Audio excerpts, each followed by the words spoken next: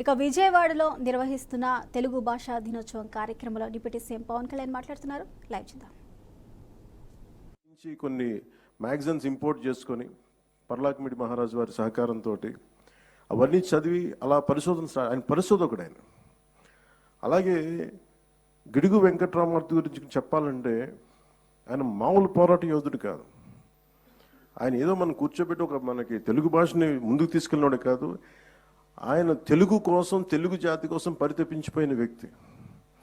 ఎవరైతే తనకు అండగా నిలబడ్డారో పర్లాకిమిడి మహారాజు గారిని ఆయనతోనే గొడవ పెట్టుకున్న వ్యక్తి, అంటే అంత తపన పడిపోయే వ్యక్తి.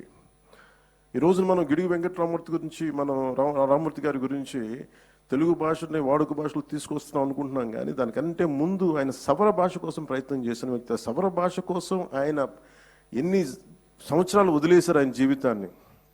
ఆయన సొంత నిధులు ఖర్చు పెట్టి, అసలు టోటల్గా ఎవరు కలవకూడదు, సవర్లతో కలవలేము, కొండ జాతి వాళ్ళతో పని లేదు, ఈ కుల వివక్ష చాలా పీక్స్లో ఉన్న దశలో, అలాంటి సమయంలో ఆయన సవర్ల కోసం తపన పడి, సవరులు దోపిడీకి గురవుతున్నారు సవర సమాజం, వారి దోపిడిని అరికట్టడం కోసం వాళ్ళకి ఎవరికైనా మన మైదాన ప్రాంతం నుంచి వచ్చి డబ్బులు ఇస్తూ ఉంటే వాళ్ళు ఎంత ఎక్స్ప్లాయిట్ చేయబడుతున్నారు, ఎంత దోపిడీకి గురవుతున్నారు ఆయన వాళ్ళకి తెలియట్లేదని చెప్పి వాళ్ళ మీద ఉన్న మక్కువతో ఆయన సవరణకి అర్థం చేయడానికి వాళ్ళు జరుగుతున్న దోపిడీకి ఆయన సవర భాష నేర్చుకొని మరి వాళ్ళలో వ్యాకరణం, పుస్తకాలు ఇన్ని కృషి చేశాను.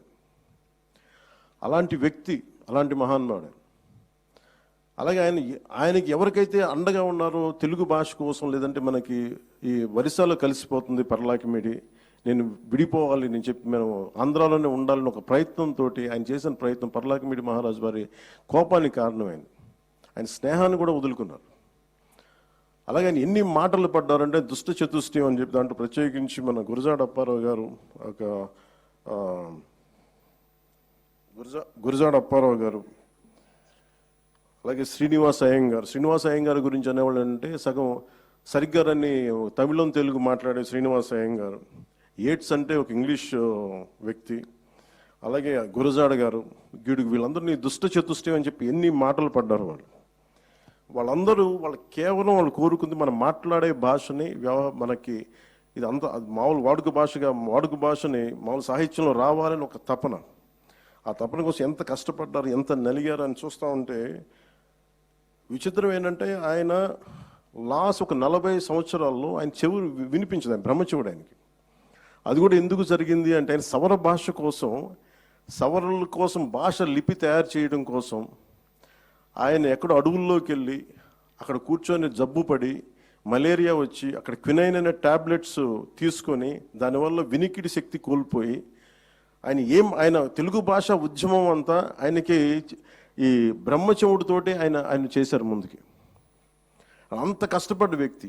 ఆయన మీద దాడులు జరిగినాయి, ఆయన్ని అసలు నలిపేశారు అందరూ, అప్పుడున్న సనాతనవాదులందరూ. వాటన్నిటిని తట్టుకొని నిలబడి ఈ రోజున మనకి వాడుక భాషను ఇచ్చిన వ్యక్తికి నివాళులు అర్పించుకోవడం మనస్ఫూర్తిగా, ఆ అవకాశం మాకు ఈ విధంగా రావటం నిజంగా చాలా చాలా గర్వంగా ఉంది. ఈ గిడుగు వెంకట్రామూర్తి గారి ఈ తెలుగు భాషా దినోత్సవాన తెలుగు భాషకి ముందు భాష మాట్లాడే వాళ్ళని గౌరవించాలి. తెలుగు భాష ఎలా బతుకుద్ది అంటే భాష మాట్లాడే వాళ్ళని గౌరవించాలి. ముందస్తులో ఫ్రంట్ లైన్లో ఉన్నది తెలుగు భాష అధ్యాపకులు. ముందు తెలుగు భాష అధ్యాపకులకి ముందు ప్రతి ఒక్కరూ గౌరవం తెలియజేయాలి. స్కూల్స్లో కానీ, కాలేజెస్లో కానీ. ఇంకా చెప్పాలంటే మాతృభాషను బోధిస్తున్న వాళ్ళకి జీతభత్యాలు ఎక్కువ ఉండాలి, ప్రభుత్వం నుంచి కూడా ఎక్కువ సహకారం ఉండాలని నేను మనస్ఫూర్తిగా కోరుకుంటున్నాను. అలాగే మొన్న ఒక తెలుగు పండితులు విజ్ఞప్తి చేశారు, ఇది ఈ జీవో MS 77 అని చెప్పి మన రద్దు చేయండి అని చెప్పి ఒక తెలుగు పండితులు విజ్ఞప్తి చేశారు. గౌరవ ముఖ్యమంత్రి గారి దృష్టికి కూడా తీసుకొస్తున్నాను. ఈ జీవో MS 77ని రద్దు చేయమని తెలుగు పండితులు అందరూ కోరుకుంటున్నారు సార్. ఒకసారి మీ దృష్టికి తీసుకొస్తున్నాను. ఇది భాషా పండితులకి తీవ్రమైన అన్యాయం జరుగుతుందని చెప్పి MA Telugu main subject, optional సబ్జెక్ట్గా తీసుకున్న వారికి కూడా వాళ్ళు ఈ చాలా సమస్యలు ఉన్నాయి నా దృష్టికి తీసుకొచ్చి, అది కూడా ఒకసారి మీ దృష్టికి తీసుకొస్తా ఉన్నాను. ఇది ప్రత్యేకించి మేము కోరుకుంటాను, నేను వ్యక్తిగతంగా తెలుగు భాష నేను పూర్తి తెలుగులో మాట్లాడడానికి ఆంగ్ల పదాలు లేకుండా తెలుగు మాట్లాడాలంటే ఎంత నలుగుతుందో నాకు అర్థమవుతుంది. ఇబ్బందిగా ఉంటుంది. ఒక ఇంగ్లీష్ పదం లేకుండా అదే మరాఠీ తీసుకుంటే ఒక్క ఆంగ్ల పదం లేకుండా మరాఠీ మాట్లాడచ్చు. తమిళ్ తీసుకుంటే నేను చాలామంది తమిళులతో మాట్లాడుతూ ఉంటే వాళ్ళు ఒక ఒక క్రమ పద్ధతిలో ఆంగ్ల పదాలు మేము వాడం, పూర్తి శుద్ధ తమిళ్ ఉండాలని చెప్పి వాళ్ళు కొత్త పదాలు కనిపెట్టి దానిని ప్రతిసారి దాని ప్రాచుర్యంలోకి తీసుకొస్తారు. మనం అంత ప్రయత్నం చేస్తామో లేదో తెలియదు, నాకు తెలియదు కానీ, అంత కుదురుదో లేదో తెలియదు కానీ, మనకున్న మాండలికాలు మనకున్న దీనివల్ల ఖచ్చితంగా మాతృభాషకు మటుకు మనం చాలా పెద్దపీట వేయకపోతే మనం చేతులు మనమే నాశనం చేసుకునే వాళ్ళం అవుతాం.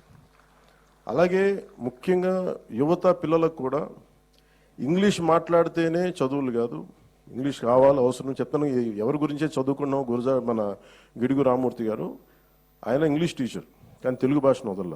ఆయన స్ఫూర్తి నిజంగా తీసుకోవాలంటే ఇంగ్లీష్ ఉండాలి కానీ ఇంగ్లీష్ కోసం పడి చచ్చిపోకూడదు. అంటే ఇంగ్లీష్ లేకపోతే మన బతుకులు లేవు, అట్లా ఏం అవసరం లేదు, కానీ ఇంగ్లీష్ అవసరం అంతే. అంతేగాని ఇంగ్లీష్లో చదివితేనే మన తెలివితేటలు వస్తాయి, ఇంగ్లీష్లో చదవ